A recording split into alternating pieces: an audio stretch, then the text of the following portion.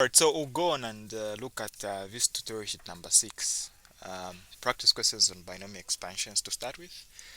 Yes, so use the binomial theorem to find the values of the following 1.0001. Maybe I just want to give you the questions that we are looking at so that you just know the questions that are in this tutorial sheet. So these are the questions that are here. Okay, these are the questions specifically under binomial. The other videos will be, the other questions are covered in the next video, part 2. Look for part 2. The ones that are from calculus limits. Okay, so we'll proceed. You understand that this is the second part of the tutorial sheet. This is 6th. The previous one also dealt with a bit of introductory to binomial, but I want to now look at these. Okay, so whenever you look at finding square root under the binomial expansions, we apply this simplified form of a binomial theorem, where we say that if you've got 1 added to x, okay, raised to the power n, of course, where x is less than 1, such an expansion, and usually this is necessary where we're working with n which is of course negative or a fraction, when not x x shouldn't be greater than 1, but instead x should be less than 1. Okay, the simplified form of the equation is 1 plus nx plus n minus 1 over 2 factorial x squared plus n minus 1 n minus 2 3 factorial x to the power 3. This is the equation that we'll use for such expansions. Okay, now looking at the one that is at hand, we have the square root of that. So square root is the same as the power half. 1.001 raised to the power half. Now we have to express it in terms of addition. So that is 1 plus 0.001 raised to the power half. And so from there it becomes easy. So now I will just go up to the second term, to the third term. That's enough. You'll be able to see why. Let's try to substitute. So our value of n is half in this case. So we have 1 plus half, and then our value of x is 0.001. Okay, if you want you can take that into a fraction, but I'll take it as it is, plus our n is half, again half minus 1, I'm just substituting there, divided by 2 factorial, and then we've got x squared, which is of course 0.001 squared. 1. Now you ask yourself a question: what is the half of 0.01? What's the half of it? So the way you can use it, think of this whenever you've got such a number. When you think of 0.1, it will give you a hint. The half of 0.1 is 0.05. Just add a 0 where there's a 1, and the next add 5. 5 plus 5 will give us a 1 there.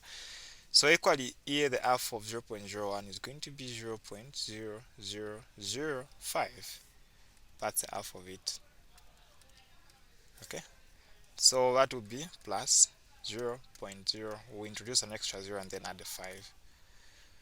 Plus half minus 1 gives us negative half. Okay, so we have half multiplied by negative half. Now dividing by 2 is the same as multiplying by 1 over 2. And then that squared, just count the number of zeros and double them. So we have 3 of them. So they now become 6 of them.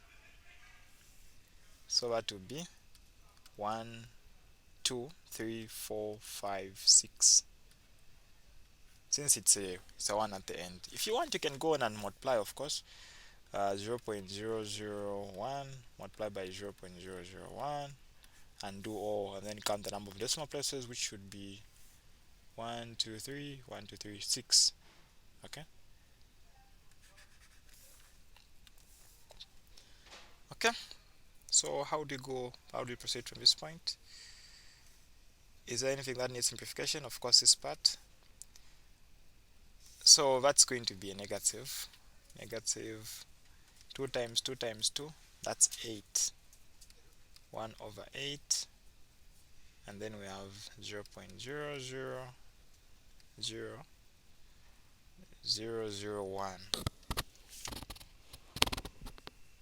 Okay.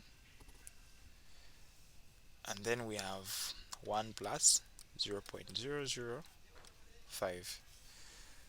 Okay, so now at this point the basics of binomial are already used up, and all we just need to now is apply our basic mathematics to simplify the questions at hand.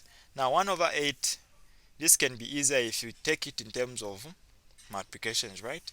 Take this into a decimal, 1 over 8 into a decimal. To be easy to deal with decimals than deal with a fraction and decimal. Remember, I'm assuming calculators are not allowed. So 1 divided by 8, 8 into 1, we can't divide that, so we introduce a 0. Okay, and then into 10, that's 1, and then remain with a remainder of 2. Into 2 we can't, so we add a 0. That gives us 2 times. That's of course a 16, so a difference of a 4 again. Into 4 we can't, so add a 0. 40, that's a 5. So 0.125 is the value that can represent 1 over 8. 0.125. Now 0.125 can easily be multiplied with 0.001. I can show you how. So we have 0.00, how many zeros have we? 5. Multiplied by, what do we have? That's a 0.0125, right? 0. So we'll just take it at the end. So we have 5, we have 2, we have 1, and then 0.0. So basically when you're multiplying, you ignore the decimal places and then you come and count them at the end of it all. 5 times 1 is a 5. 5 times the 6 zeros, that would just be 6 zeros. How many of these 5? 6. The next number is 2, and then 6 zeros. The next number is a 1, and then 6 zeros. Next number is a 0, which of course we just introduce all unnecessary zeros, eh?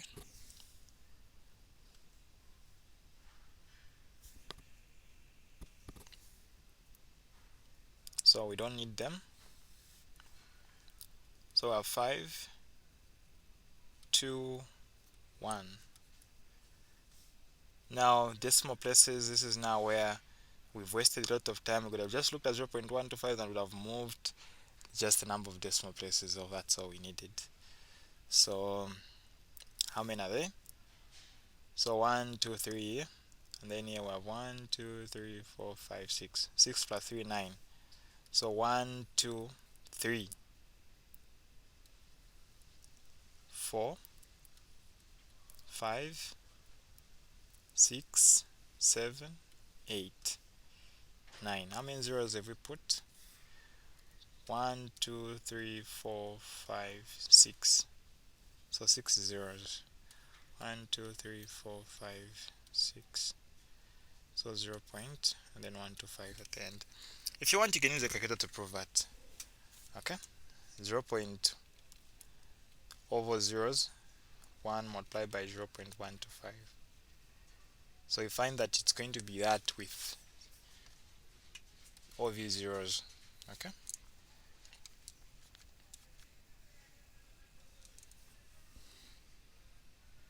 How many zeros are they? 1, 2, 3, 1, 2, 3, 4, 5, 6, 7. Remember, it's 9 decimal places.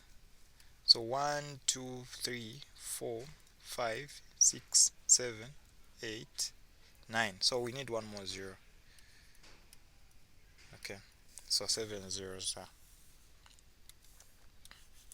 So you've now learned a shortcut. So every time you're trying to perform all that multiplication, you don't need to go that far. Just as long as there's a 1 at the end, you just count the number of decimal places and then add the numbers that are there at the end. So that's what we have. Now this is only for this part. Okay, so we now have 1 plus 0.005, which of course we can add, can give us something we can easily deal with.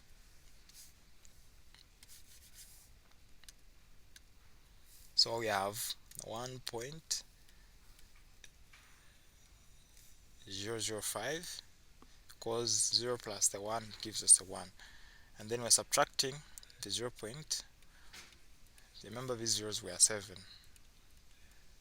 Okay, so we just subtract these two numbers and then you'll be able to, so you're able to subtract, I believe. In case you've forgotten and you've got all the time in your assessment to subtract,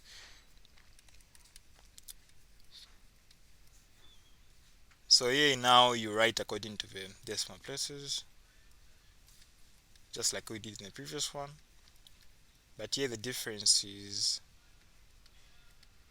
the way you find the answer, that's the way the answer will remain. Okay, to just zeros, unlike the previous one where we were counting the decimal places at the end. So you can now subtract. Okay, so I'll leave that to you. But when you subtract, you should get something like 1.000499875.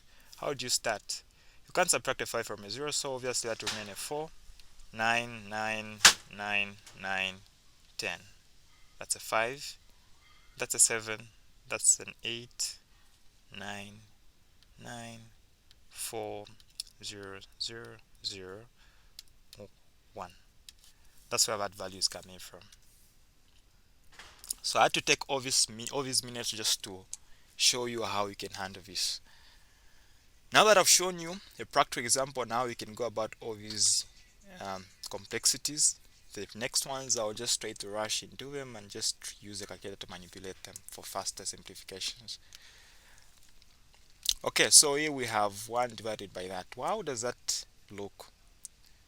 What does that mean? So you can actually present that as to be 1.02. Now that we've made this a numerator, it implies 2 will be raised to the power -2. And of course what it implies is the one that is on top is still there, but there's no need of us to show it, unless if we had a number like a 2, it would have remained. Okay, so that's what you do when you've got a fraction. Now we can take it again in the form of 1 plus a value that is less than 1, which in this case will be 0.02. Now don't forget our formula that we're dealing with, that is was 1 plus nx plus n minus 1 over 2 factorial x squared, and so on and so forth. So plug in our values. I just want to make sure we did 6 decimal places for this question. Are they 6? So let's just try to count. So 1, 2, 3, 4, 5, 6. You can cut from this point. 1.000499. Now if you add a 1, it brings some issues, huh? So it becomes a 0, then it becomes a 0, then it becomes a 5, 0, 0, 0.1, something like that.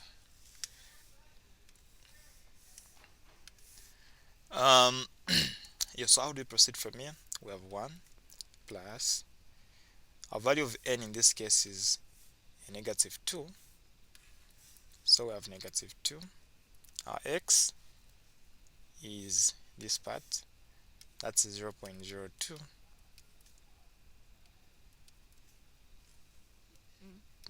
negative 2, negative 2 minus 1 over 2 factorial. X squared is 0.02 squared. You can proceed if you want. If you're using a calculator, especially you would want to proceed to the next term. That would obviously be n minus 1, n minus 2. Now here to be 3 factorial, and then x to the power 3. So practically what happens is, if you've noticed a trend, these first two are already part of the previous term. So that would be negative 2 multiplied by negative 3, which would be positive 6, multiplied by n minus 2, which is negative 2 minus 2, and then x to the power 3, our x is 0.02. The power 3, over 3 factorial. So we have 1 minus 0.04. Negative 2 times negative 3 is a negative 6, divided by 2. This is actually positive 6, divided by 2 on the bottom. 2 factorial is 2 times 1 is just 2. So that gives us just a positive 3. Now 0.02 squared. 0.02 squared gives us 0.0004. Okay. Plus, now negative 2 minus 2 is a minus 4 times the 6, gives us a negative 4 times 6 is what? 24. So negative 24. 3 factorial is 3 times 2 times 1, which is like a 6. And then don't forget we have 0.02 raised to the power 3, which is 0.0000. How many zeros are there? That should be 5 of them. Okay. Now at that point, that value is supposed to be divided by 6, multiplied by negative 24, added to 3 times 0.004,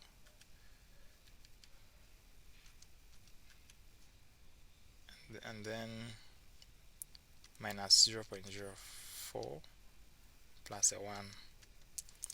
So the value I'm getting is 0.961168.